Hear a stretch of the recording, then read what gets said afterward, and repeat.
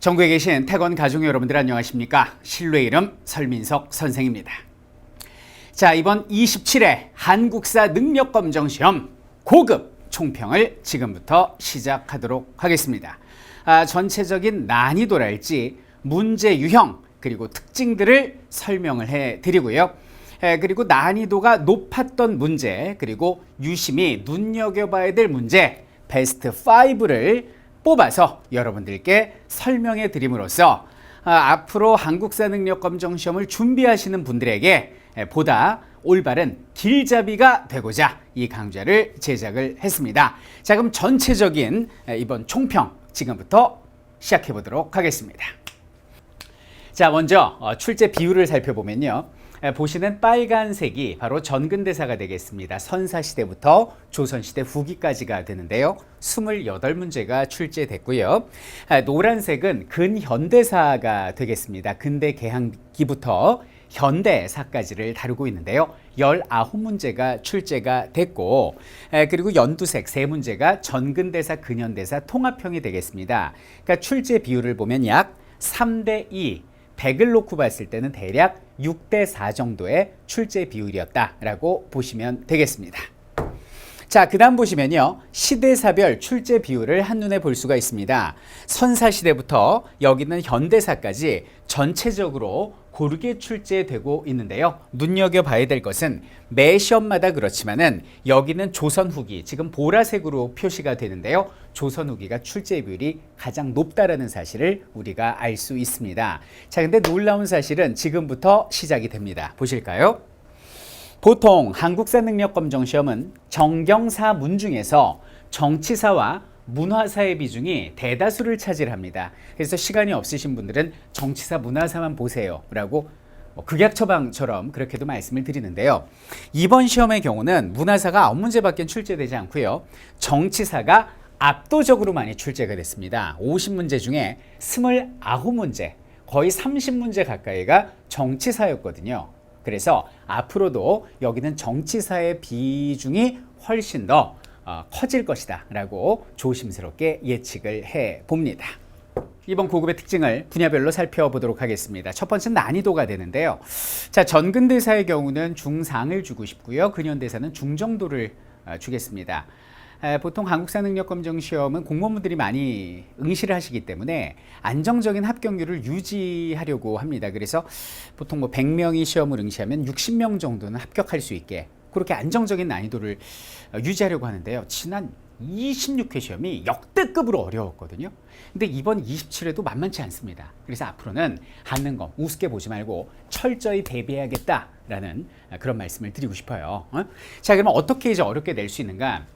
26회보다 전체적인 문제의 난이도는 조금 낮아진 듯 했으나 까다로운 선단을 넣었거든요. 그래서 체감 난이도를 높이는 그런 방식으로 문제를 출제를 했고요. 그리고 이제 좀 지엽적인 디테일한 개념을 묻는 문제들이 많이 출제가 됐습니다. 다시 한번 개념 정리 강조해 드리고 싶고요. 세 번째로는 편중된 출제 비중의 특징이었어요. 방금 전에도 말씀드렸지만 정치사의 비중이 엄청나게 강해졌습니다. 그래서 정치사를 마무리하고 그 다음에 이제 경제, 사회, 문화사 이런 식으로 공부해야겠다는 거 말씀드리고 싶고요. 마지막으로 그 세시풍속이랄지 아니면 민속놀이 등이 이 땅에서 치러지는 한국사 시험 중에 유일하게 한능검에서만 계속 출제가 됐는데 이번 시험은 고급과 중급 모두 이런 문제 출제가 되지 않았다라는 거 이런 게 특징이 되겠습니다. 그런데 또 다음 시험에는 출제되지 말란 법이 없으니까요. 이런 것도 우리가 꼼꼼히 대한민국 국민으로서 알아야 될 기본 상식 정도는 우리가 기억을 합시다. 자, 그리고 마지막으로 강조해드리고 싶은 건 바로 여기는 시사가 되겠습니다. 이번에 우리나라의 그 백제 유적지구가 유네스코에 등재된다. 뭐 국가적인 어떤 큰 경사 아닙니까? 요것을 반영했죠. 그래서 고급에서도 중급에서도 웅진, 그러니까 백제 웅진성, 그러니까 지금의 공주죠. 공주의 유적지를 어떤 알아야 풀 수 있는 이런 형태의 문제를 출제를 했습니다. 그래서 가장 시사에 민감한 시험이 한능검이구나라는 걸 여실히 보여주는 문제였습니다. 자, 이렇게 해서 전체적인 총평을 말씀드렸고요. 이 중에서 우리가 5문제를 좀 뽑아봤습니다. 이 문제는 가장 까다로운 문제고요. 그리고 눈여겨봐야 될 문제인데 미리 좀 말씀드릴 것이 제가 모든 문제풀이는 다 이렇게 파워포인트로 띄워서 풀어드리는데요. 한국사 능력검정시험은 저작권이 국사편찬위원회에 있어서 제가 문제를 이렇게 띄워드릴 수가 없습니다. 그래서 여러분들이 미리 문제를 좀 다운로드 받으셔서 제가 이렇게 불러드리면 같이 이렇게 읽어가면서 푸는 형식을 띄도록 하겠습니다. 자, 이렇게 다운로드를 받으셨습니까? 50문제 중에서 가장 중요한 문제를 5개를 뽑아봤는데요. 이 교환을 다운로드 받으시는 방법은 태권에듀의 경우는 자료실, 이투스도 학습 자료실, 그리고 한국사랑도 자료실에서 다운로드 받으시면 되겠습니다. 그리고 먼저 보는 방법을 말씀드리면 위에는 제가 방금 말씀드린 총평이 쓰여져 있고요. 여기 보면은 이제 오른쪽에 주제가 있습니다. 그래서 문제 포인트 요걸 먼저 보시고, 그리고 이제 문제를 같이 풀어 보시고, 그 다음에 이제 문항 해설 요건 참고하시고요. 맨 마지막으로 F탁스 포인트 요건 꼭 읽어봐 주시면 감사하겠어요. 네. 자, 그러면 14번 문제부터 보도록 하겠습니다. 이 문제의 특징은 뭐냐면 생소한 사료를 제시했다는 게 포인트입니다. 자, 고려시대 초기적의 왕들 태조 왕건이랄지 광종이랄지 성종, 이분들의 업적은 굉장히 매회 자주 묻는 그런 문제에 바치되는데요. 이 문제의 특징은 좀 생소한 사료를 통해서 광종을 유추해야 되는 그런 형태의 문제였기 때문에 골라봤습니다. 같이 한번 볼까요? 자, 이 왕 때에 이르러서 처음으로 명령을 내려 노비들을 자세히 살펴서 노비 나왔습니다. 원래 노비가 맞는지 아닌지를 판별하도록 했습니다. 이에 태조 이래 공신들이 탄식하고 원망하였지만 간언하는 자가 없었대요. 왜? 왕이 무서웠으니까. 대모광후께서 간절하게 말리셨으나 받아들이지 않았습니다. 그로 인해 천한 노비들이 힘을 얻어서 존귀한 이들을 업신이 여겼으며 앞다투어 거짓을 꾸며내어 본래 주인을 모함했다. 자, 수업 시간에 뭐라고 제가 설명을 드리냐면 이게 이제 노비안건법이에요. 광종의 노비안건법이 되는데, 광종은 노비들을 해방시킴으로써 양인의 수를 늘리고 그리고 지방 호족의 어떤 힘을 약화시키려 했던 거예요. 그래서 노비들한테 억울하게 노비된 사람 손 이렇게 물어보고, 세상에 핑계 없는 무덤 없고 사연 없는 눈물 없다고 다 억울할 거 아닙니까? 그래서 그들의 어떤 고변을 듣고 노비를 해방시켜줬던 그 정책이 되는 거고, 그럼 노비들이 뭐라고 고변하겠어요? 나를 억울하게, 저 주인이 나를 억울하게 막 강제로 노비 삼았다 이렇게 고변을 했겠죠. 그래서 주인과 노비 사이에 반목이 생기고 뭐 이런 과정에서 왕권이 강화되는 바로 노비 안건법과 관련된 사료가 여기는 14번 사료다 이렇게 봐주시면 되겠습니다. 자, 그럼 밑줄근 이왕의 업적, 그럼 누구예요? 결국 14번은 고려시대의 광종을 묻는 문제가 되는데요. 자, 선다 1번부터 살펴보도록 하겠습니다. 별무반을 보내어 여진족을 정벌하였다라고 나오는데, 별무반은 윤관 장군이 만드셔서 여진족을 때려잡았다는 많이 알지만 윤관을 적진에 보낸 왕은 잘 모르죠. 근데 사실 이 왕을 몰라도 답은 고를 수 있지만 첫 번부터 이런 선다가 나오니까 허걱 이렇게 되는 거예요. 이런 식으로 이제 기를 죽이는 문제였는데요. 1번은 예종이 되겠습니다. 예종. 자, 두 번째 볼까요? 전국에 12목을 설치하고 지방관을 파견하였다. 이건 쉽죠? 모든 제도와 문물을 완성한 성종이 되고요. 3번입니다. 중국에서 망명한 쌍기의 건의를 받아들여서 과거 제도를 실시하였다. 바로 3번이 광종의 업적이 되겠습니다. 자, 4번도 쉽습니다. 쌍성 총관부를 공격해서 철령 이북의 땅, 철령이 어디에? 함경도 땅이죠. 철령 이북이라고 그러면은 이렇게 돼 있으니까 철령이라는 고개가 여기 있으니까 이 지역을 차지했다는 얘기 아닙니까? 요 왕 누구예요? 고려 말에 공민왕. 뭐 이것도 어렵지 않은데, 마지막 5번 보기를 보니까 관악진흥을 위해서 국자감에 칠제, 관악칠제, 야 이거 어느 왕이더라?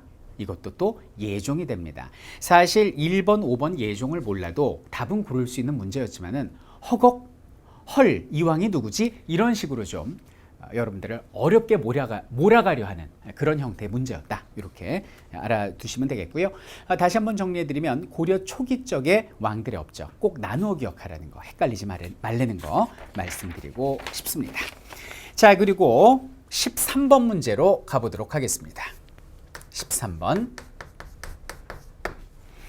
자, 가인물의 활동으로 옳은 것은 이렇게 나오는데, 이건 뭐냐면 불교 문제가 됩니다. 자, 근데 제가 항상 말씀드렸지만 통일신라하고 고려시대에 불교 관련 문제가 출제될 수 있는데, 불교 관련 문제는 무조건 승려를 묻는다라는 거, 요거를 기억하시면 되겠어요. 자, 그럼 어느 승려인가 한번 볼게요.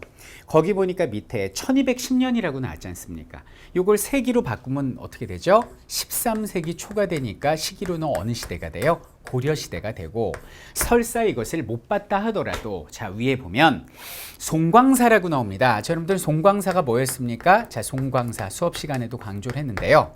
수송 이렇게 기억했었죠. 그래서 수선사가 훗날 이름을 송광사로 바꾸었다.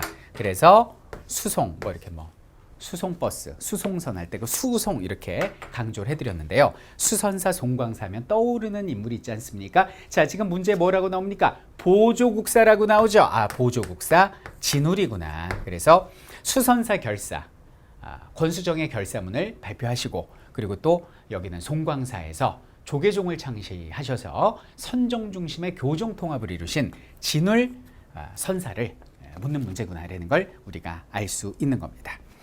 자, 그럼 활동으로 옳은 거 한번 볼까요? 자, 1번 누구예요? 자, 무예가를 만들었습니다. 불교의 대중화를 이뤘던 원효 스님이 되겠고, 2번 화엄일승 법계도. 아, 이거 누구죠? 원효의 동료였습니다. 왕권 강화의, 그렇죠, 의상 스님이 되겠고요. 자, 3번입니다. 불교 관련 설화를 지어서 삼국유사의 저자입니다. 삼국유사. 김부식이에요? 일련이에요? 그렇죠, 일련이죠. 4번 수선사 결사를 제창을 해서 불교계를 개혁하고자 하였다. 그러니까 정답은 몇 번? 4번 이렇게 주시면 되겠습니다. 승려 묻는 문제. 자, 5번 코멘트 붙여야죠. 교관겸수, 내외겸전. 이것은 왕자 출신 중이죠. 프린스 오브 프린스. 누굽니까? 그렇죠, 바로 대각국사 의천이 되겠습니다. 그래요. 그래서 정답은 4번이 되겠고, 이 문제를 통해서 우리가 얻을 수 있는 교훈은 뭡니까? 불교 문제 꼭 한 문제씩 출제되는데 승려를 물으니까 각 시대별 승려의 업적을 중심으로 기억하려는 거 강조해 드리고 싶습니다. 자, 그 다음번 문제 19번을 한번 살펴보도록 하겠습니다. 자, 19번 갈게요. 19번.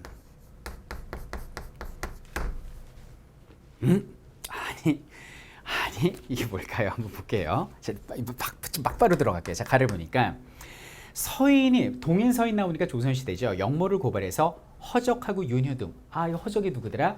남인의 영수였는데, 윤효도 남인이죠. 괜히 좀 껐떡대다가 영의정하면서 껐떡대다가 숙종의 어떤 그 눈밖에 나가지고 경신황국 때 그냥 저 세상으로 가버린 사람 아닙니까? 가를 보니까 허적대감이 쫓겨나고 윤휴가 또 사문난적으로 몰려 죽고 하는 걸 보니까 이건 뭐가 돼요? 경신년에 벌어진 환국이구나, 경신환국이구나 라는 걸 알 수가 있습니다. 조선 후기 숙종 때의 상황이 되겠습니다. 자, 그럼 나가 먼저 한번 볼게요. 자, 나를 보니까 남인 대신들의 관직이 삭탈되고 노론과 소론이 정계에 복귀하였으며 인현왕후가 복이 되었다. 인현왕후가 복이 된 건 뭐죠? 경기갑 중에 갑술년에 벌어진 갑술환국이 되겠습니다. 그러면 가나 사이에 있었던 사실로 옳은 것은 이렇게 나오는데요. 자, 요 사이에 뭐가 있었습니까? 경기갑 이렇게 되니까, 그렇죠, 기사환국이 있었죠. 기사환국. 자, 그럼 여기는 기사환국의 내용은 뭐였습니까?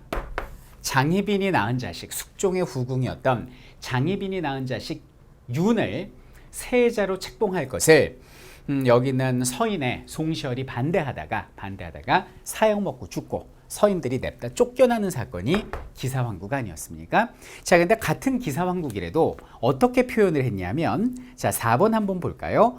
원자의 명호를 정한, 이 원자라는 건 뭐냐면 왕의 자식이에요. 그러니까 태어나면 원자고요. 세자로 책봉되면 이제 세자가 되는 거거든요. 원자가 세자 되는 거죠. 원자 윤의 명호를 정한 것에 반대한 서인이 축출하였다. 세자 책봉에 반대했던 서인들이 축출되었다. 이런 거거든요. 그러니까 뭐 원자의 명호, 이렇게 조금 어려운 말을 써서 여러분들을 좀 당황시키려 했던 그런 특징이 있어서 이 문제를 골라본 것입니다. 그러니까 정답은 4번이 되겠고요. 4번이 되겠고, 자, 나머지는 왜 아닌지 볼게요. 정열인 모반 사건으로 동인들이 피해를 입었다라고 얘기를 하는데, 정열인 모반 사건은 선조 때죠. 그러니까 좀 전이 되는 거죠. 태정태세 문단세 예성년중 임명 선, 광인, 효현, 숙 이렇게 나오니까 이 전이 되겠습니다. 이전 선조 때가 되고, 북인이 서인과 남인을 누르고 전국을 주도하였다. 이건 언제가 돼요? 그렇죠. 요즘 뭐 드라마로 핫하신 분인데, 옛날엔 이병헌, 지금은 차승원. 좀 잘생긴 분들만 할 수 있는 역할인가? 그 또 누구? 가수도 했는데 서인국. 예, 그런 건 복습만 해도 외워지죠. 예, 서인국 뭐 이분도 맡았던 빛나는 바다 광해 이야기를 2번이 하고 있고요. 3번을 보면 서인과 남인이자 예속 논쟁 그러면 현종 다 이전입니다. 가 이전이고요. 자, 5번입니다. 소론의 지지를 받은 희빈장 씨의 아들이 왕으로 즉위하려면 숙종이 죽어야겠죠. 이거는 나 이후가 되겠습니다. 그러니까 정답은 몇 번? 4번이 되겠고요. 이 문제를 통해서 얻을 수 있는 교훈은 뭐 원자의 명호, 사실 좀 생소하고 좀 전문적인 용어들이지만 우리가 수업 시간에 공부하는 기본적인 내용만 알고 있다면 조금 어렵게 표현해도 충분히 답을 낼 수 있다는 그런 교훈을 얻을 수 있는 문제였고요. 혹시 이 문풀을 들으시면서 참 말은 또박또박 잘하시는데 선생님께서 이 환국이 뭔지 전체적인 내용 자체를 모르겠다, 뭐 숙종이 뭔지 잘 모르겠다 이런 분들은 좀 제가 볼 때는 자신에게 맞는 역사 전문가의, 한국사 전문가의 도움을 받아서 시험을 대비하시는 것이 시간을 줄이고 합격률을 높이는 최선의 방법일 것이다 라고 말씀을 드리고 싶습니다. 그래요. 자, 이렇게 해서 19번을 봤고요. 자, 그 다음 문제입니다. 31번 문제로 떠나보도록 하겠습니다. 31번 문제인데요. 31번. 가마에 들어갈 내용으로 적절하지 않은 것은, 이것도 조금 난이도가 있어서 가져와 봤어요. 자, 보면 금강을 끼고 있는 백제의 고도로서 유관 역사를 이어온 우리 시에서는 백제의 고도라고 얘기를 합니다. 근데 백제의 고도인데, 그럼 백제의 고도, 백제 이제 옛 수도란 뜻 아닙니까? 그럼 백제의 수도면은 한강을 끼고 있으면 이건 서울인데, 금강을 끼고 있다고 하니까 웅진 아니면 삽이거든요. 그러니까 공주 아니면 부예요. 자, 근데 어딘지 볼게요. 역사를 알아보는 특징을 마련하였습니다. 많은 관심과 참여를 바랍니다. 뭐 이렇게 나오고 있습니다. 자, 그럼 이거는 공주 아니면 부여가 되는데, 선사시대 가, 석장리, 공주석장리, 구석기 시대죠. 이거 공주인가 보다라고 우리가 예상할 수 있겠네요. 자, 그 다음 2번 볼까요? 아니나 달라요? 웅진천도라고 얘기를 하고 있죠. 공주가 바로 백제 웅진성 아닙니까? 아하, 이것은 공주를 묻는 문제구나 라고 알 수가 있습니다. 자, 김헌창, 김범문 기억하십니까?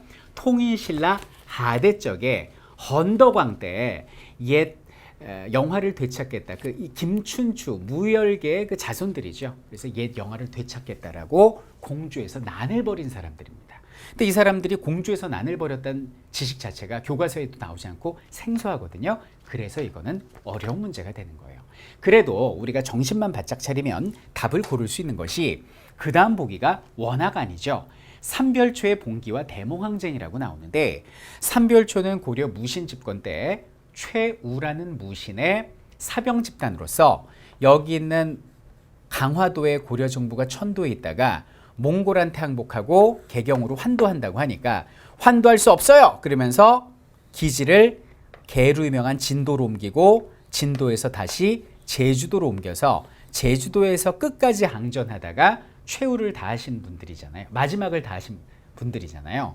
그러니까 어디 공주하고는 전혀 관련이 없죠. 그러니까 답은 고를 수 있는데 아무래도 좀 3번 선다가 교과서에 나오지 않는 지식이기 때문에 혹시 이것도 답이 아니지 않을까라는 좀 혼란을 줄 수 있는, 처음에 말씀드렸던 조금 좀 까다로운 선다를 배치하는 뭐 그런 형태의 문제가 될 것 같아요. 다시 한번 이 문제를 통해서 얻을 수 있는 교훈보다 까다로운 선다가 중간중간에 배치되더라도 정신만 바짝 차리면, 우리가 수업 시간에 배운 내용만 기억하면 충분히 문제를 풀 수 있다는 그런 교훈을 다시 한번 주고 있습니다. 자, 5번입니다. 공주금치전투 동학이죠. 맞고요. 결국 정답은 몇 번? 4번 이렇게 주시면 되겠습니다. 자, 그리고 마지막 문제 48번을 좀 살펴보도록 하겠습니다.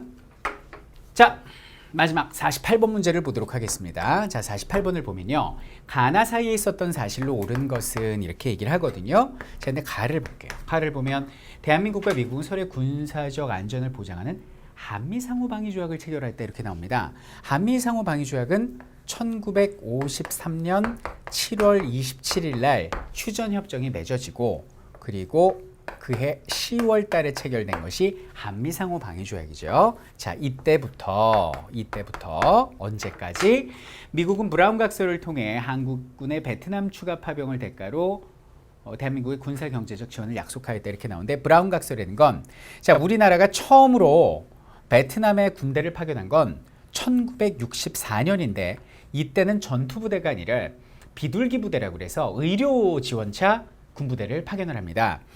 그리고 1965년 이듬해 최초로 전투병력을 파병하게 돼요. 근데 우리 군인들이 너무나 용감하게 잘 싸워주니까 미국에서 좀 추가로 보내주십시오라고 얘기를 하니까 우리 입장에서는 그건 좀 곤란하지 않냐, 뭐 다른 경제적 지원을 요구를 한 거죠. 그런 액션을 취하니까 다음해인 66년에 미 국방부 장관 브라운이 각서를 쓰게 됩니다. 이것이 바로 브라운 각서가 되고요.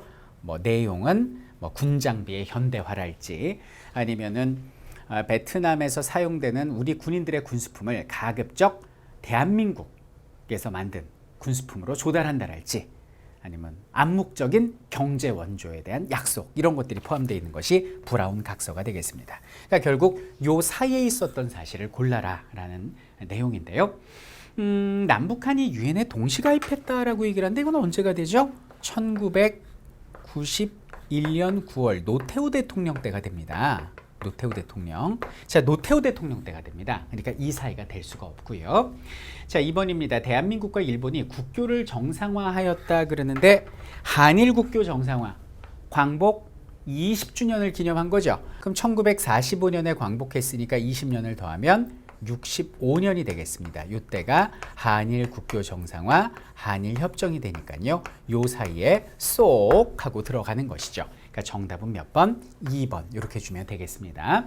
자, 3번을 볼게요. 대한민국이 중화인민공화국과 중국과 국교를 수립한 건 어느 대통령 때예요? 그렇죠. 역시 노태우 대통령 때니까 이 뒤가 되겠죠. 노태우 대통령이 당선된 건 87년 연말이고 또 대통령 이제 취임사를 한 건 88년 연초니까 한참 뒤죠. 1988년 이후가 돼야죠. 노태우 대통령 이후니까.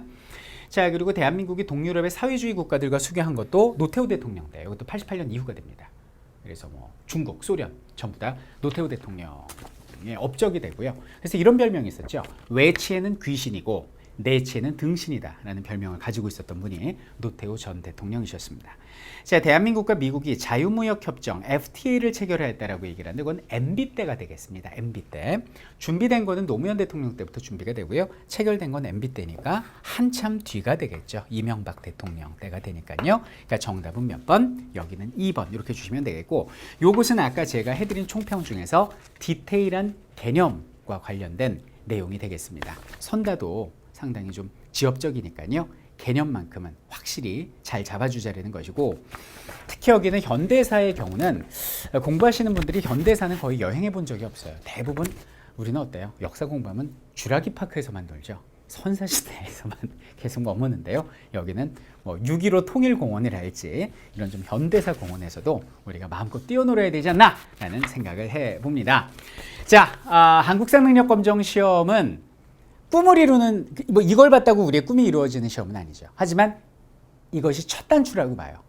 이 한국사 능력검정 시험을 잘 봐야, 그래서 자격증을 취득해야 우리가 꿈꾸는 그 꿈에 한 걸음 더 가까이 나갈 수 있지 않습니까? 여러분들의 그 첫 단추 제가 직접 채워드리겠습니다. 20년 동안 한국사를 강해온 한국사 전문가, 여기는 설민석 선생과 함께 우리 28회 한국사 능력검정 시험을 함께 대비해 보시면 어떨까요? 아무 걱정하지 마십시오. 우리가 반드시 승리할 겁니다.